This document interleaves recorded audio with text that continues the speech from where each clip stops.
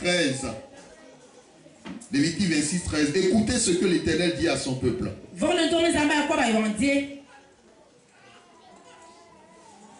Page 140. Version Louis II. Lévitique 26, verset 13.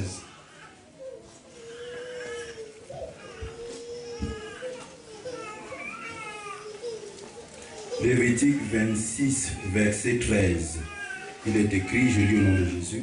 Amen. Je suis l'Éternel, votre Dieu, qui vous ai fait sortir du pays d'Égypte, qui vous a tiré de la servitude.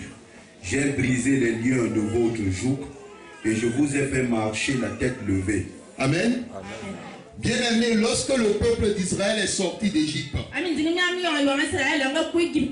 est-ce qu'on vous a parlé d'un moment où Dieu a pris un instrument et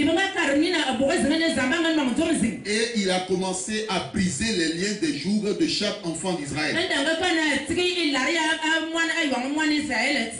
On ne voit pas un épisode pareil. Mais c'est ce que Dieu a fait. Il n'a pas seulement fait sortir son peuple d'Égypte,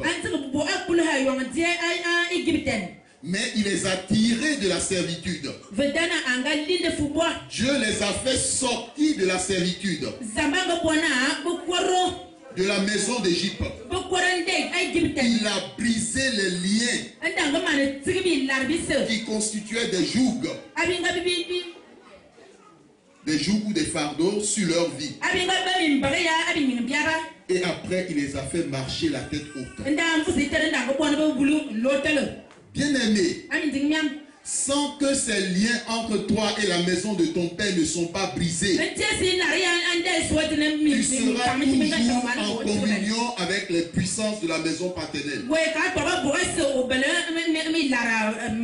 Parce que le jour où tu as accepté Jésus-Christ, si tu as eu l'occasion d'être en face d'un véritable serviteur de Dieu,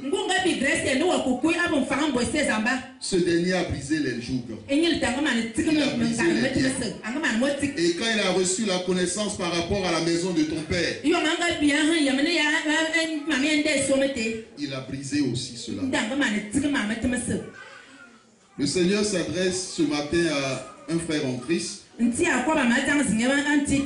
qui souvent, lorsqu'il rêve, il se voit dans la maison de son père. Or, spirituellement, ce que le Seigneur montre à son serviteur, c'est que dans la maison de son père, on l'a enfermé dans un vase. Et on a mis un couvercle. Physiquement, il marche, il va. Mais spirituellement, il est enfermé dans la maison de son père. Et ce frère en Christ, cette semaine, il est allé même pour un embauche, pour l'emploi. Et on lui a dit qu'il n'y avait rien pour lui. Parce que le lien avec la maison de son père ne sont pas coupés. Et quand ce lien n'est pas coupé, il sera toujours sous l'autorité de son père. Parce que dans toute famille, Dieu a établi la notion d'autorité spirituelle. Il y a le père, qui est la première autorité. C'est pour ça que la Bible dit aux femmes de se soumettre à leur mari. Ensuite, il y a la femme. Et après, il y a les enfants. Toi, tu es un enfant. Donc, tant que les liens ne sont pas brisés, tu es sous l'autorité spirituelle de ton père. Si ton père sert l'Éternel, le Dieu vivant, en Jésus-Christ, tu es sous la bénédiction. Mais s'il sert les ténèbres, tu es sous la malédiction. Tu es sous les problèmes. Parce que son autorité demeure. Sauf les frères et sœurs en Christ qui ont compris cette notion et qui sont sortis de l'autorité de leur père pour se placer sous l'autorité du Dieu vivant. Amen. Amen. Donc, lorsque tu acceptes Jésus-Christ dans ta vie, parce que ces liens dont parle Lévitique ne sont pas brisés, ces puissances sont en colère.